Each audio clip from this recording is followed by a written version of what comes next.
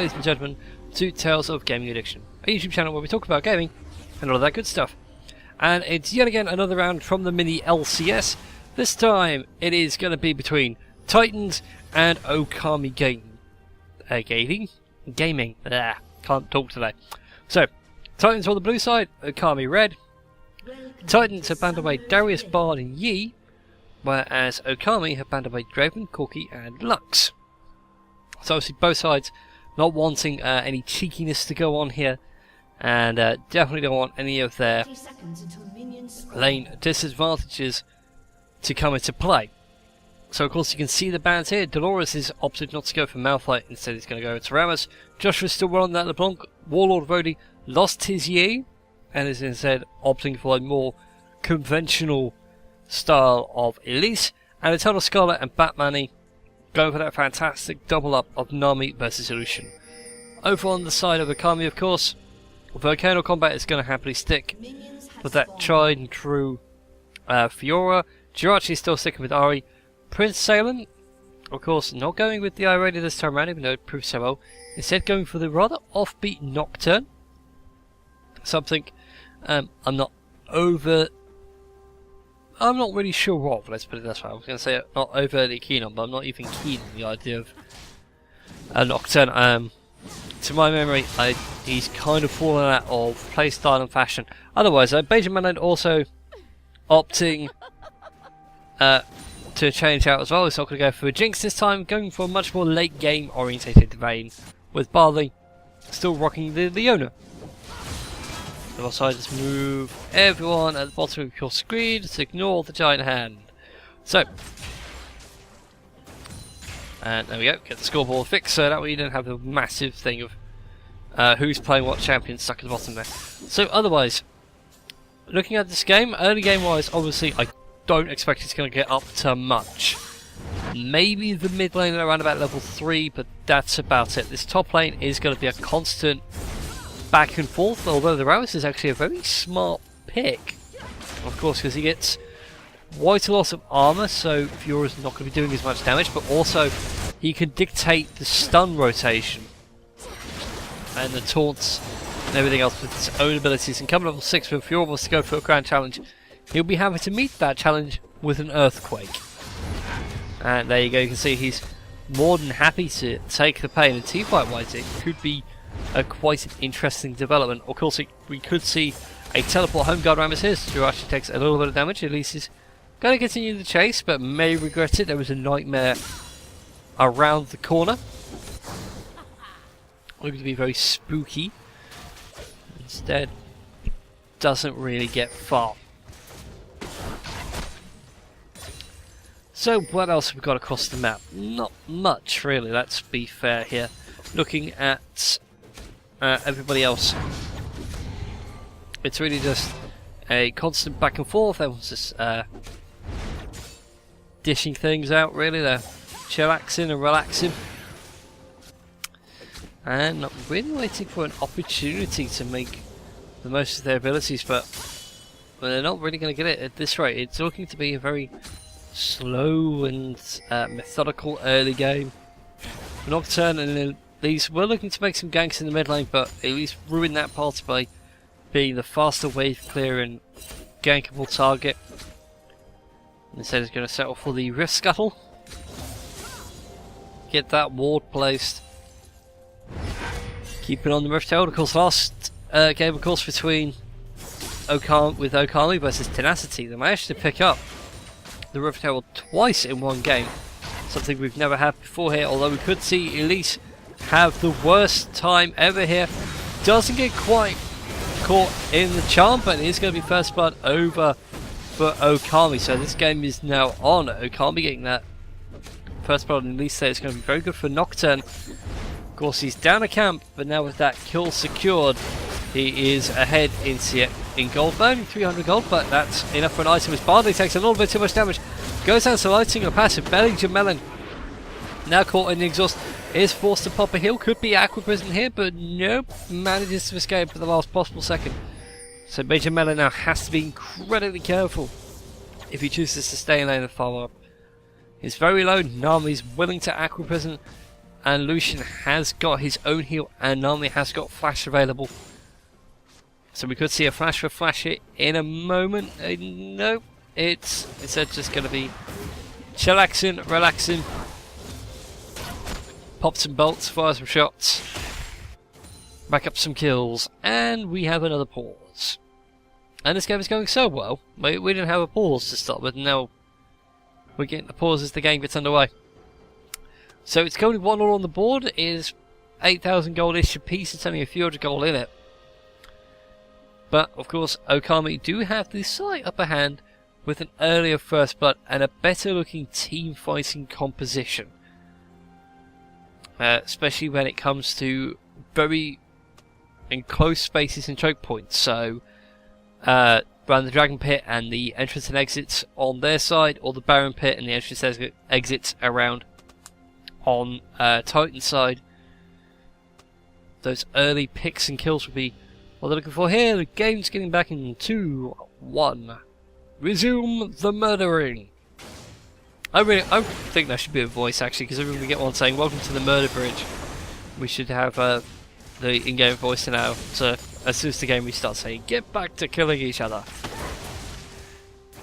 It might be a new marketing thing from Riot, although people say they got it off Dota. Anyways, Barley getting ganked out by Warlord Rhodey, actually getting a little bit of extra damage on here, and Rhodey might need a bigger spider. Goes in for the repel, but isn't going to be enough. Just barely misses. Benjamin on so low health there, as the camera decided not to make you see the horror of a missed gank there. And now Barley is going to get some assistance here from Prince Salem, manages to get the kill, and a Benjamin again on that vein manages to secure a kill here, but Dolores now looking to show how good Ramos can be. The Grand Challenge does go off, but he's still not down. He does go low, but it isn't going to be enough. So let's back this bit up over here, shall we? Let's see that epic play. So Barley gets caught out by Batman. He goes in for Eternal Scarlet, manages to land nice Ardent Dawn, manages to get the smack here, and there you go. It was the tower that allowed Benjamin to secure the kill, and I said jump to live. There we go. So Dragon is available. Dragon's taking damage. Warlord Rhodey though looking to come in, goes in for the repel, comes straight down on top of Leona, does secure the kill, but unfortunately is going to be caught out by Nocturne. And it's not going to be enough though. Benjamin is going to go down. Ari is going to get a kill to the top of your screen there, and a double kill for Lucian. So now Titans are really starting to get back into this. They are down in kills, but they are going to secure the first dragon of the game. Like so. No sooner said than done. So that's actually rather good for Team Titans. Managed to secure 2 kills for 1, but also securing a dragon off the back of it, and is forcing Okami Gaming to now rethink their strategy a little bit here. Could they instead go for maybe a Rift Herald and help Fiora push out the lanes a little bit? Try and get some of the advantage they have from their last game against Tenacity. And other such bonuses like that. Otherwise, not much is going to come of it. Right now, everyone's just waiting for an opportunity. Benjamin takes a little bit too much damage than he would like. That Light Sigma passive from Lucian is very hard to work around here. Jirachi though, looking for something, not quite going to go down today.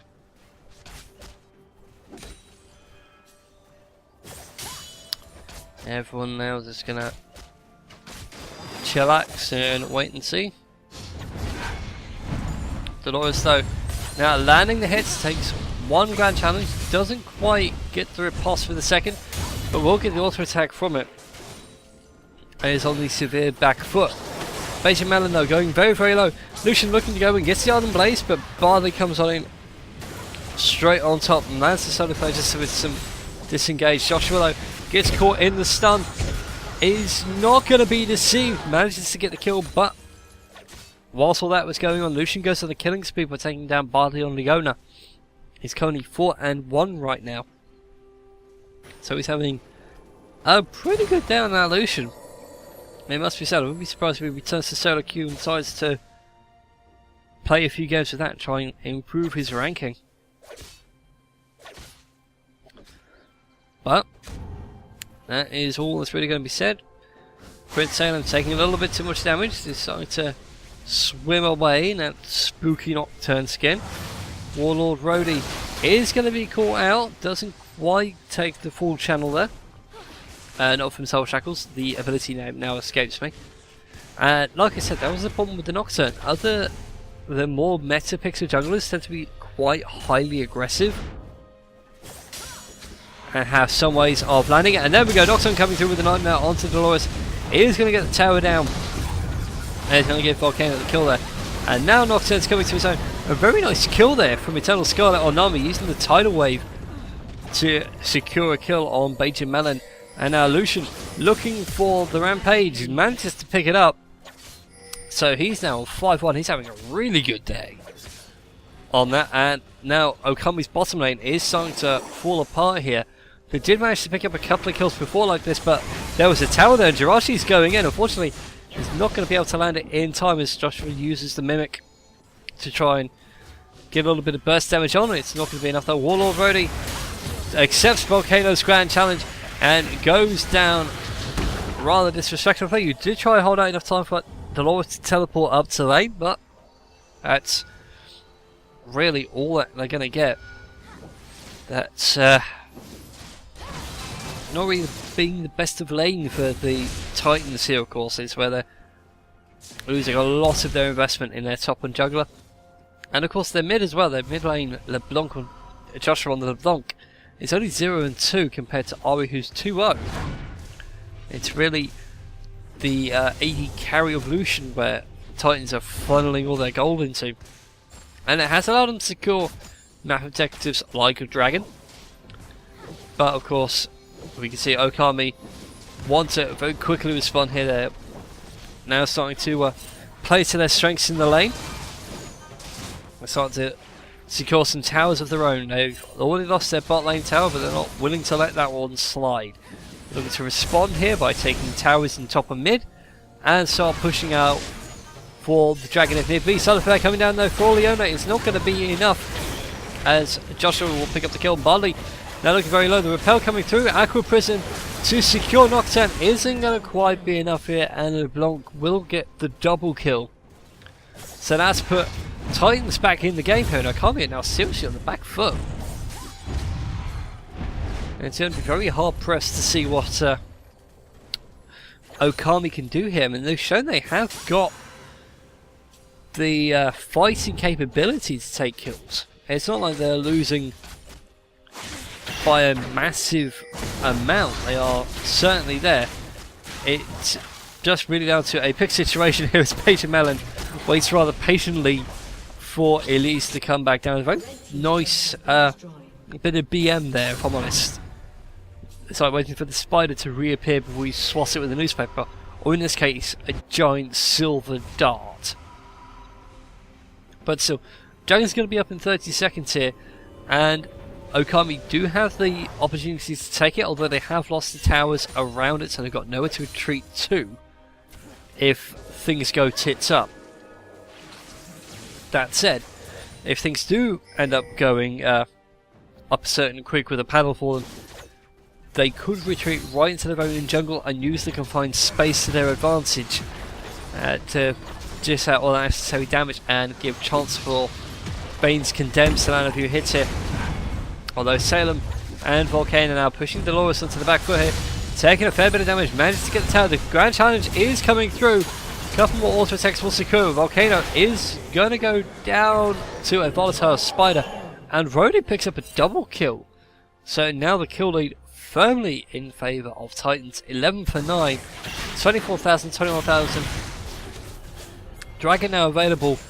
Pings coming out here. Ari looking to try and keep some pressure off Beijing Melon in the bot lane, whilst Rhodey goes aggressive in spider form, starts chomping down the tower. As Travis says, "Do you know what? I'm out. I need some health.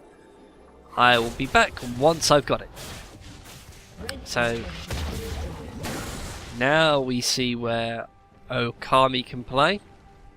Of course, Dragon is available. He's gonna sit down and relax in his little pit. Prince Salem now looking to clear out some wards, just deny Titan's division of when they're coming through here. Jirachi very quick to respond to Joshua's advance here. Doesn't quite land the charm, doesn't quite find the original either. And it's going to get caught out here by Total Scarlet. Gets caught in the exhaust. Is it going to be enough? One more auto attack will secure. Rammus comes straight on through with the power ball, but it is not going to be enough. As much as he likes to think himself as Sonic the Hedgehog, he can't go that fast. The Salem though does get the Nightmare shut down and does go down to the coming from Lucian. Bardley taking a little bit too much damage. Dolores also willing to respond. He gets the speed boost from Nami with the Tidal Surge passive, but that's about all he's going to get. Unfortunately, the exhaust from Leona is just a little bit too strong with speed decrease. Fairy speed boost to cancel out him. And now it's Total Scarlet and Rhodey securing Dragon nice and quick. And this will be the second Dragon here as Beija Melon very nicely final hour condemned combo there, getting that necessary shutdown. So that's brought the gold near enough equal again. It's still a 3,000 deficit, and even the best, even Faker can't take on a 2v1 in a situation like that, as I slowly die to a dry throat. I honestly do not know what's wrong with me. I'm obviously very dehydrated today. So, obviously it is now 16 minutes on the board. 2 dragons in favour of Titans to none. 3 towers for none. 29,000 to 26,000 gold. And a nice 3 kill lead, 14 to 11. That said though, Okami are just a little bit on the back foot here, and Titans are really starting to push it in and trying to break them as best they can. Rhodey of course doing a very good job here, mopping up jungle camps quick as a spider can. And I dare someone to make a Spider-Man esque rabbit. And now let's wait to see what we can see here from Titans. The Carly Coalition is actually doing quite a number onto Jirachi here, only landing half the necessary channel damage, as it's based off the projectiles hit not being in the zone. But it does certainly put them on the back foot here, and Titans are actually doing a good job. They're going to take these, I'm now speaking with a weird accent, the mid lane inner tower and push on for the inhib. Dragon's still not a viable objective as of yet, but jungle is certainly up for farm, so why not deny Ari some of that mana regen, give it over to Lucian, even though he's got Essence Reaver and the revolver, and the name has gone out of my head. It's not the Hextech revolver, I want to say Bloodthirsty or Blood Curdled or something like that. But anyway, he's got the damage now for some stacks. He's going to be very aware though of Leona's position. He's going to have to be a bit wary here. Mid lane inner tower does go down as Oro starts playing some nice pop beats there and trying to secure what little minion wave she can hit. Well, the Warlord voting now gets caught out entirely. 3-man shutdown there for the pickup. But it did take 3 members to take down 1 spider. It's not indicative of a 5v5 team fight or any other advantage here. Fox Queen's claim though, just picking off unwanted targets, keeping them slowed, keeping vision applied where possible. And now we just need to wait and see here. No Rift Herald picked up for either side though this game. That's how slow and methodical it's been, and Titans have played to this strength incredibly well. Okami on the other hand though have not been idle either. They have shown they've got the damage. It's now just down to good team fighting, good picking, and getting that necessary 1 good hit to secure it. As Dolores is going to be it, and Nocto very nicely goes in with the Nightmare right into the back line.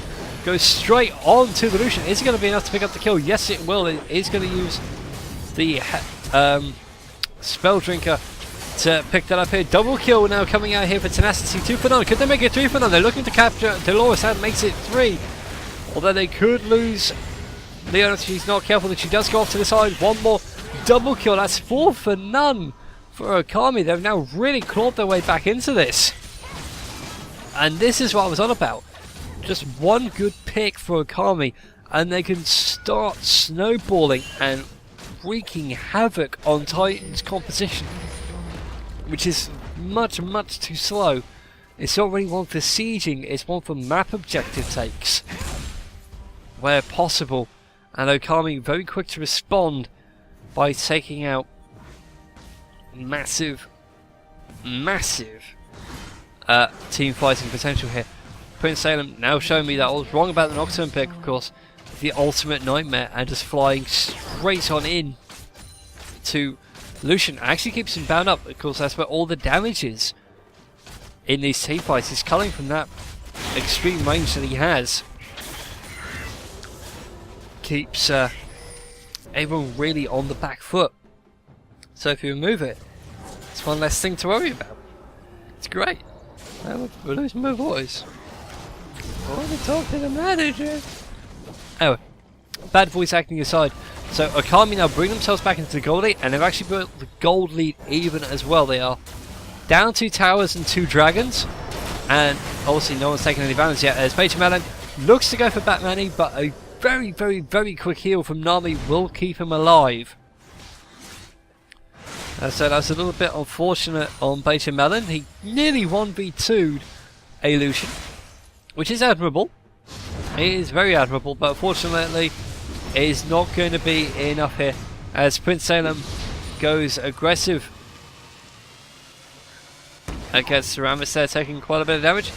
Looking to get at least something out of it, using his Dusk Trouble there to try and get some movement speed on. A couple of tower hits will just keep Ramus on the back foot. Unfortunately, Sunfire Cape may tip the balance of favour. No, just barely. But it did burn the Nocturne ultimate.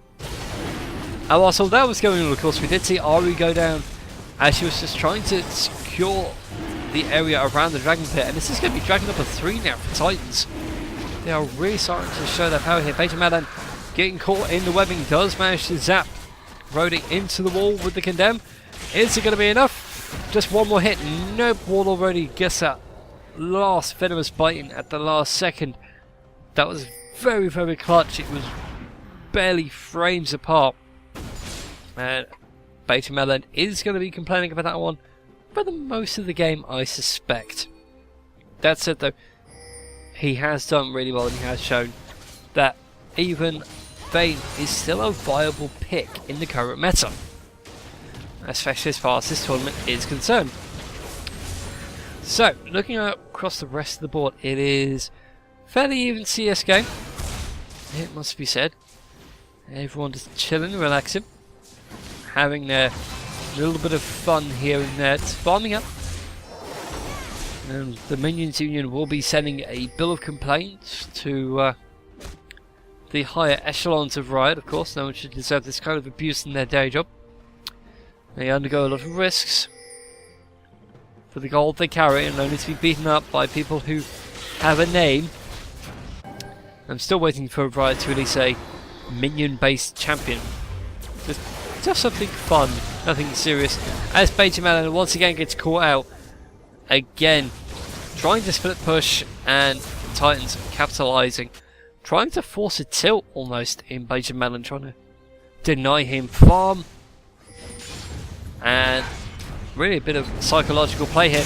As now it's 2v1 versus Ramus in that top lane, as Tanky has tenacious, much tenacity as he hasn't been a huge amount. He's actually been forced to run here, whilst the rest of the Titans uses it to their advantage. They push down the inner tower in the bot lane, nearly clearing out all the lane towers, so they have to, going for the inhibitor as well. They actually take out the inhibitor tower whilst all this is going on, and there we go. Sane does manage to take it out, but it's still not the best they could have done here. It's kind of the lesser of two evils, and they chose the greater here, as Eternal Scarlet does manage to claim Jirachi. Could they find Volcano in all this? Warlord is trying to hold on for as long as he can. The Grand Challenge is going to get the kill. It is going to be a double kill. Vayne once again getting caught out badly. It's a little bit too tanky. The coming through from Lucian off to the side, trying to keep Volcano out of it. It's going to secure the kill on the inhibitor here. So Batman having a really good day. There is just no other way to describe it. He is having a great day on that Lucian. 8-3 and 6, 163 CS. Looking now to build up a Bloodthirst to go with that Essence Reaver. So he's going to have heals and mana for days. And the kills just keep on coming, of course. LeBlanc not sitting idle either after having a very bad start. He's now 4-3 and 4. And it's starting to build up the last of her major items as well. Vayne had a really good start to this game. Is now starting to slip. So is the rest of Okami, although they haven't been idle either. They're only 1 kill down, 3,000 gold down. Just need to take a major objective, a dragon or a baron, to come back into this, and then they'll be fine. Or start pushing a lane really hard. But with all this going on, of course, the Titans did a good job of pushing key lanes in and just kept lanes to objectives clear. So Baron is going down. It's going to be a nice quick Baron pickup. It's going to be the first Baron of this game, and they are going to use it to their advantage, I suspect, to try and push out top lane. If not, to try and actually force mid lane to lose its inhibitor now as well, as it is open and available once they get past the tower. But we shall see. Jirachi clearing out her jungle, or his jungle. It's a bit hard when someone plays a female champion. It's a guy on the other end, although I could be wrong. Jirachi does sound a very feminine name. Anyways, getting off that hypothetical question of how to address someone in a roleplay sense as male or female, and I'm sure that's an argument that Tumblr loves to get involved in. Prince Aeon though gets caught out here. Dolores powerballing over the wall. It isn't going to be enough. He does get caught in the tower. Does hold off for the last second. Gets a heal out of somebody. I didn't know who it was. I think that just might have been from something here. As the fight breaks off, it's going to be 3-4 quick kills in succession. Eternal actually going on a killing spree. Beta Melon going down. It's only Saiyan left. He's recalled all the way back to base. He's feeling tanky. Can he tank 2 Nexus towers? He's certainly trying really hard. Whilst Rhodey is off to the side there, taking on the second inhibitor. As the first Nexus tower falls, the second Nexus tower falls, and Titans take this away from Okami. 25 down, 27 minutes 30. GG, well played. So, thank you very much for watching, ladies and gentlemen. Remember to like, favorite, subscribe, and all that YouTube jazz. And I'll see you for the next game.